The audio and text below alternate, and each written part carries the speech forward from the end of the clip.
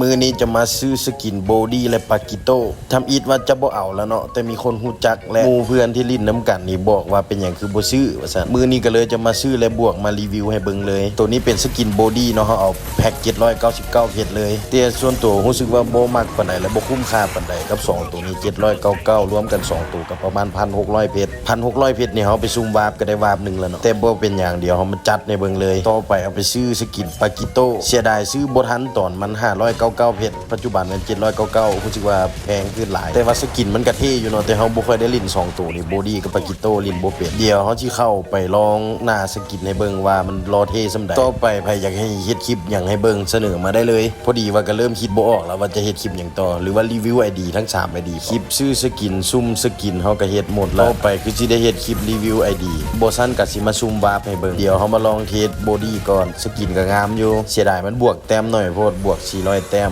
เปิดเอฟเฟกต์เท่าใดจอจนกระตุกมันจะมีเอฟเฟกต์ตอนเกิดนำสังเกตเบิ่งแล้วก็วาร์ปแล้วก็มีอันแลนตอนแลนมันจะมีตอนอยู่บ้านมีแสงอยู่ทางก้นที่บอกบ่มั่นใจคือกันเพราะว่ายังบ่ได้ลองตัวกินสกิน1สกิน2สกิน3ก็ประมาณนั้นบ่ค่อยแตกต่างจากเดิมปานใดต่อไปมาลองสกินปากิโต้ตัวนี้รู้สึกว่าเท่กว่าอยากเอาสกินใหม่ไปลงแรงให้เบิ่งอยู่เนาะแต่ว่าเฮาลิ้นบ่เป็นเบิด2ตัวเลยจักหน่อยเอาลงไปแจกเลยเขาเจ้าสิพิมพ์ด่าปัจจุบันรู้สึกว่าสังคมลาวท็อกซิกหลายบ่ว่าจะเป็นโหมดแรงโหมดคลาสสิกก็ด่ากันเบิดเลยตัวนี้รู้สึกว่าก็เปลี่ยนหน่อยนึงเนาะสกิล1สกิล2สกิล3ถ้าไผงบบ่หลายก็บ่ค่อยแนะนำซื้อปานใดเพราะว่ามันก็บ่ได้แตกต่างจากเก่าหลายแต่ถ้าท่านใดเป็นนักสะสมก็แนะนำเลยคือ ID หลักของเฮาเองนี่ก็มีเกือบครบแต่ว่าก็ยังบ่ได้เหมาดอกบางอันบ่มักก็บ่ค่อยซื้อแต้มคอลเลกชัน ID หลักก็ใกล้สิฮอด 400,000 แต้มแล้วอีกบ่โดนก็ฮอด